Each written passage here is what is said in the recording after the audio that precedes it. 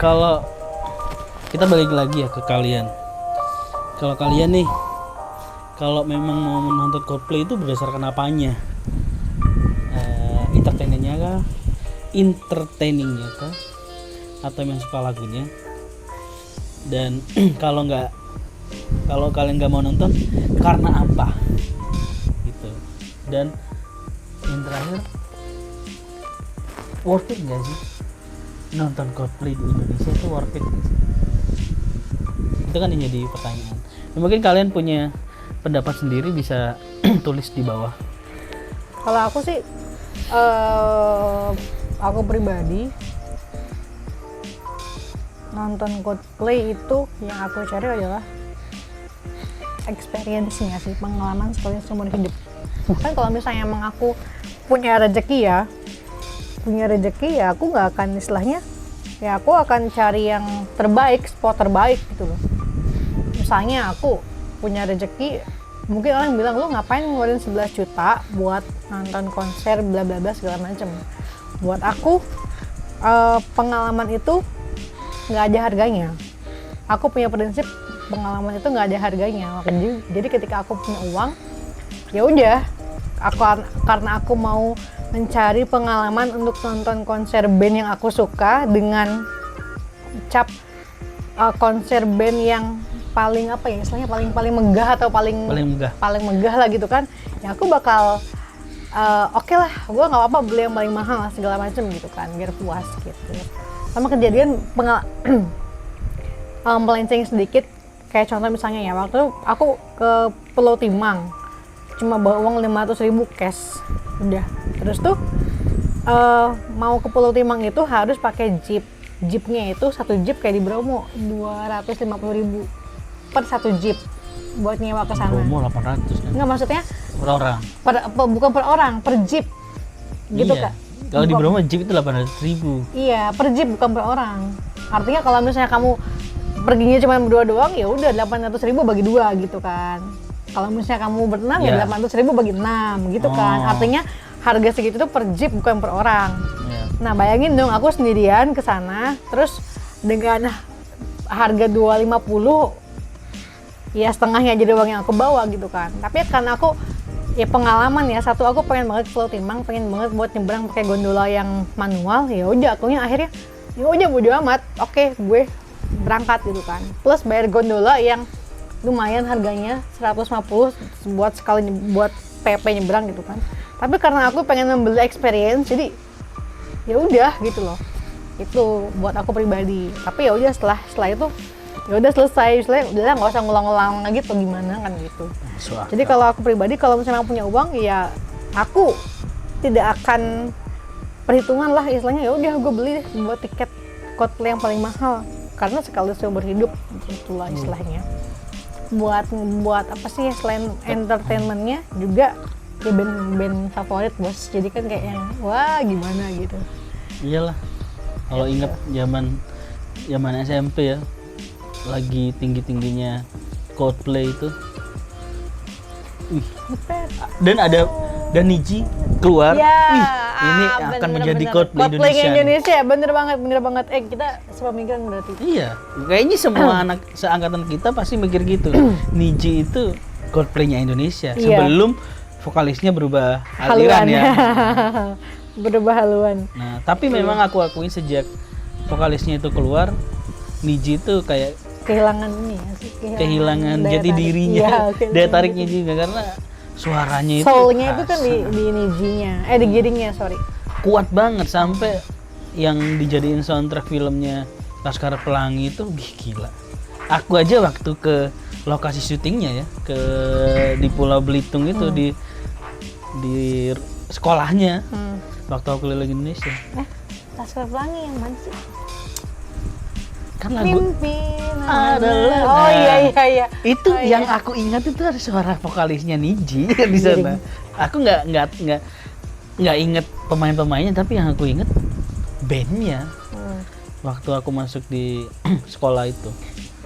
Iya, aku tuh menyadari bahwa Niji itu bakal, maksudnya ya diprediksi dulu bakal jadi Coldplay Indonesia itu adalah ketika aku mendengarkan lagu Manusia Sempurna itu mirip Ya, bukan mirip Manusia ya, sekilas Sempurna. itu ada beberapa apa ya istilahnya, ritme atau apa ya, note atau apa ya, Discology Time itu gila banget yang zaman SMP. ini yang mirip sama lagunya Fix You, Coldplay. Iya. Manusia Sempurna Sempurna. dengan Fix You kayak yang kok mirip ya gitu. Aku baru ngeh, oh iya. Tapi memang keren nih gitu. Tapi by the way ya, kalau kamu sendiri, tapi kamu nggak begitu suka Coldplay ya? B aja ya? Biasa aja. Biasa Ya aja dengerin cuman biasa aja.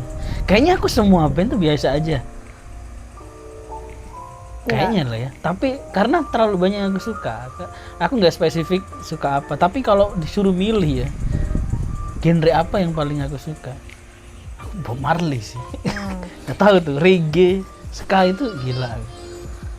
Tapi kalau yang sampai banget enggak, karena aku suka semua. Berarti General lah. Kalau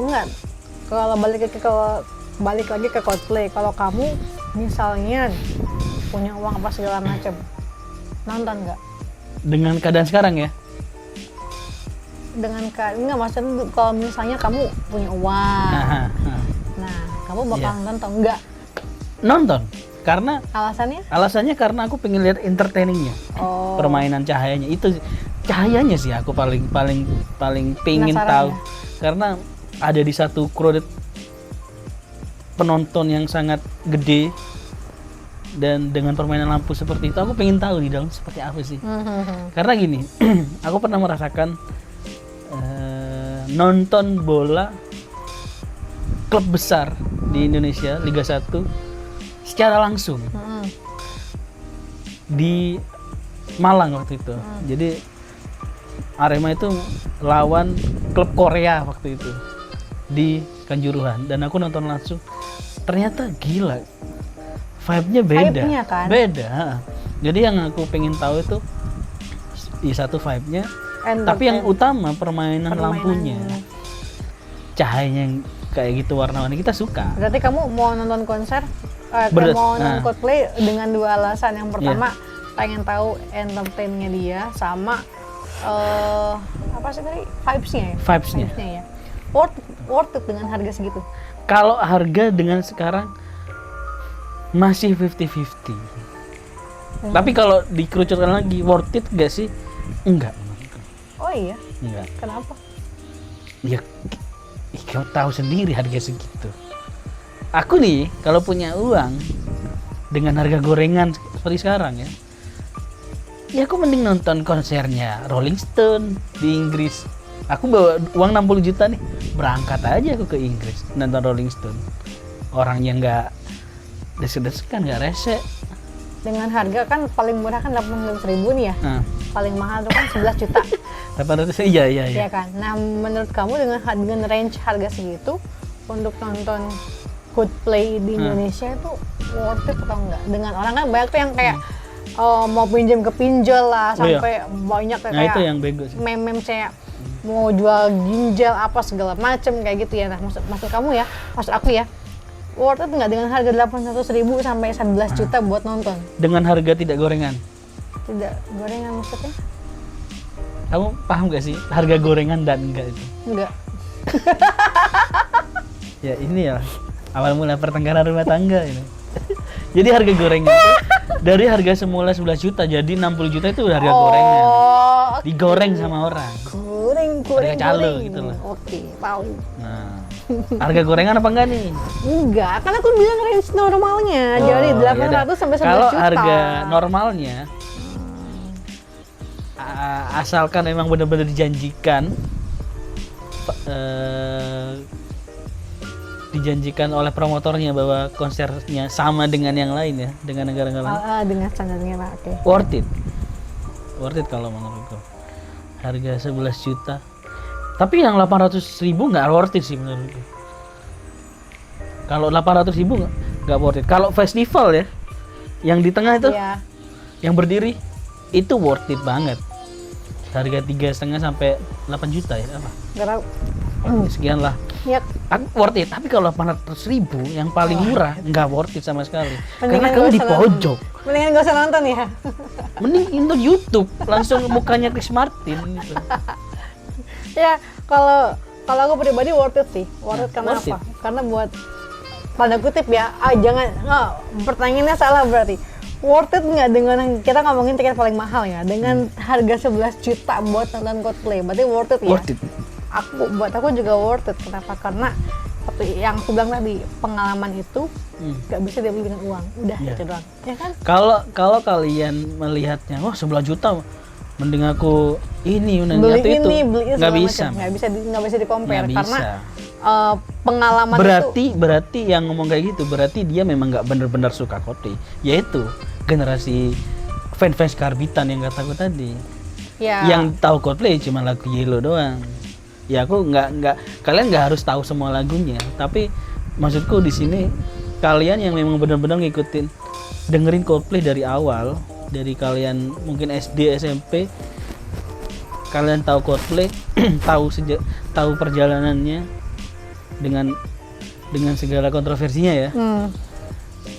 Aku bilang worth it sih. Kalau aku pribadi worth it karena buat para pecinta gitu ya, pecinta Coldplay, worth it karena itu pengalaman sekali seumur hidup. Buat pecinta Coldplay itu worth it. Kalau kalian merasa tidak worth it, ya coba deh pikirkan lagi. Mungkin kalian memang benar-benar nggak suka tahu Coldplay. Gimana? Nanti aku ngomong kayak gini salah lagi. Kayak kalian nggak harus hafal semua lagu untuk menyukai satu band. Aku setuju itu. Kayak kamu pakai bajunya AC/DC, kamu taunya cuman lagu Highway to Hell, nggak apa-apa menurutku, nggak apa-apa. Karena mungkin kita suka dengan desain bajunya atau apa, kan gitu ya. Kita nggak bisa menilai, wah kamu ini aja poster ya. Jadi orang yang pakai kaos band tapi nggak dengerin bandnya, nah itu ada beberapa orang emang kotak-kotakan ini. Nah, untuk kasus Coldplay nggak masalah kalau kalian nggak tahu semua lagunya, tapi akan ada perbandingan nanti. Kalau kalian memang bener-bener nggak bukan fans Coldplay sejati ya, akan ada perbandingan. Wah 11 juta, mending aku lihat ini, mending aku beli ini, akan ada gitu. Mending aku kesini gitu. Tapi kalau kalian bener-bener suka Coldplay, ingin tahu vibe-nya seperti apa, worth it sih. Ingin melihat secara langsung personelnya ya, yang akan berjarak sekian puluh meter dari kalian mungkin ya, itu sangat worth it sekali. Karena kalau udah ngefans itu bakal dibelain. Yuk ngepet yuk. Karena ada kasus ya, ada fans Segidok, aku lupa namanya siapa. Ini yang cerita vokalisnya. Dia itu ngefans Segidok dari dulu banget, sampai zaman dulu itu masih belum ada HP ya, teknologi masih awal-awal ya, tahun 2000-an awal. Dia itu sampai merekam semua konser Segidok. Jadi dia datang nih ke kota, main di kota Subang. Datang dia ke Subang. Dia di panggung ngerekam suaranya aja. Anjir. Dijadiin kaset. Gokil. Nah, itu mereka tahu setelah beberapa kali personel itu menyadari kok orang ini nggak pernah main ke markasnya Segidok lagi, nggak pernah ada. Nah kebetulan dia orang Malang kan, kebetulan Segidok main ke Malang dan dicari tuh orang ini, ketemu rumahnya dan ibunya bilang sudah meninggal orangnya beberapa hari yang lalu atau beberapa minggu yang lalu. Nah akhirnya nyekar lah ke makamnya. Nah, itu balik ke rumahnya dan ibunya ngasih beberapa kumpulan kasetnya Segidok, rekamannya dia pribadi untuk personilnya. Dan sekarang ada beberapa katanya dikasih ke teman-teman Segidok lain sama ditaruh di markasnya Segidok. Itu fans sejati kayak gitu maksudku. Itu yang benar-benar kemanapun band itu main, dia datang gitu loh. Bukan yang cuma suka kayak aku ya, aku suka beberapa lagu Segidok. Ya pengen nonton Segidok langsung, tapi mungkin kepinginku nggak sebesar orang ini kayak gitu. Akan ada banyak perbandingan. Segidok main di Jakarta, aku bakal mikir, jauh banget. Kalau aku dulu di Jember, jauh banget ya. Tapi kalau udah militan disamperin, Iya, bodo amat kan kayak gitu. Jadi kalau balik lagi kalau worth it banget sih menurut gua. 11 juta itu dengan band sebesar Coldplay. Ya semoga aja jadi ya.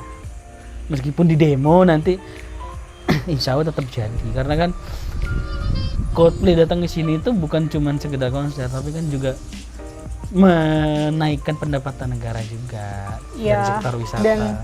dan harusnya ya itu tuh kayak semacam peluang nggak sih, karena Iya, Coldplay ini kan Indonesia ini, para fans Indonesia ini merupakan, kalau versinya Mata Najwa Shihab tuh bilang bahwa fans Indonesia itu nomor 5 terbesar yang paling sering mendengarkan Coldplay di Spotify. iyalah. Tapi kalau kata si Chris Martin ya, nomor 1. Jadi istilahnya tuh pendengar Coldplay iya. di Spotify paling nomor 1 tuh di dunia tuh ya Indonesia. Artinya kalau misalnya sampai nggak jadi, itu tuh bakal mempengaruhi selain Iya. kedepannya konser Nah, konser ini Coldplay benar. dan konser band-band lain gitu loh. Bener. Karena istilahnya gini, band Coldplay aja misalnya batal ya, amit-amit ya, misalnya batal, akhirnya beberapa musisi-musisi lain yang mungkin ada rencana buat ke Indonesia, tapi terus mereka, aduh gue takut nih, Iya. karena mungkin lagu-lagu gue atau misalnya band gue ada cap-cap negatif atau Iya. atau misalnya dianggap sebagai band yang apa, terus nanti ditolak, Iya. mungkin aja tidak menutup kemungkinan bakal mereka nggak jadi Iya.